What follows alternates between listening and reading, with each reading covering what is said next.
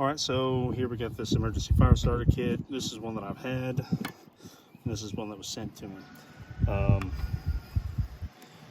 So it's pretty simple. You just you store your pre-soaked wicks inside there, and on the top end it has a striker.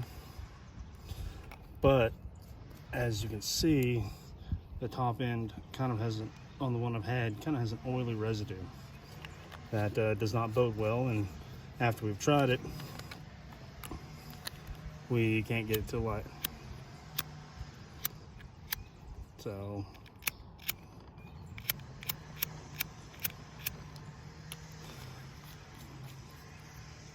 yeah, no flame. But on the new one,